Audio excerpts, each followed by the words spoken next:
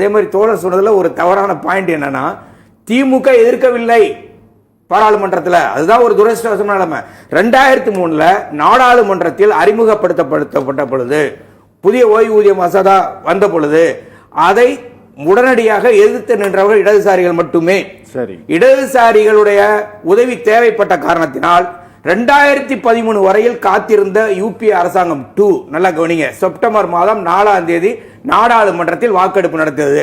கொண்டு வந்தது பிஜேபி, யஸ்வந்த் சின்ஹா, அது வாஜ்பாய் பிரதமர். ஆனா இதை சட்டமாக்குறது, அது வரல மசோதாவா இருந்தது, சட்டமாக்குறது 2013 செப்டம்பர் மாதம் 4ஆம் தேதி நிதியமைச்சர் ப. சிதம்பரம், பிரதமர் மன்மோகன் சிங். காங்கிரசும் ஆதரித்தது, பாஜக ஆதரித்தது, திமுக ஆதரித்தது, விடுதலை சிறுத்தைகள் கட்சி ஆதரித்தது. ஆனா ஒரு எப்படி நகை முரண் என்று சொல்லலாம். ஆனா முதல்ல அமல்படுத்திய மாநிலம் தமிழ்நாடு.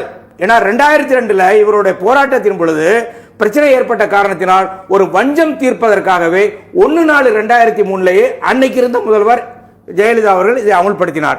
ஆனா எந்த முதல்வர் முதலாக கொண்டு வந்தாரோ அந்த முதல்வரும் இடதுசாரிகள் மட்டுமே இந்த புதிய ஓய்வு திட்டத்துக்கு பாராளுமன்றத்தில் எதிர்ப்பு தெரிவித்தார்கள். இதுதான் அந்த பின்னணி. இப்ப ஏன் நான் வேணான்னு சொல்றேன்? இப்ப நான் சொன்ன பாருங்க, பென்ஷனுக்கு என்னுடைய பணத்துல 10% பிடிப்பாங்க, அரசாங்கம் 10% போடுவாங்க, மத்திய அரசு ஊழியர்னா 14%. இப்ப அதுவும் மாறி போச்சு. இந்த ரெண்டையும் சேர்த்து பங்கு சந்தையில கொண்டு போய் போடுவாங்க. நல்லா கவனிங்க, பங்கு சந்தையில கொண்டு போய் போடுவாங்க. நான் ரிட்டையர் ஆகும்போது என் கையில 60% கொடுத்துருவாங்க. 40% பென்ஷன் அன்யூனிட்டி ஸ்கீம் என்று சொல்லப்படுகிற வருடம் வட்டி கொடுக்கிற ஒரு பென்ஷன் ஸ்கீம்ல போய் போடுவாங்க. அது பிக்ஸ்டு டெபாசிட் தான். அதுல வர்ற வட்டியை வச்சு எனக்கு கொடுப்பாங்க.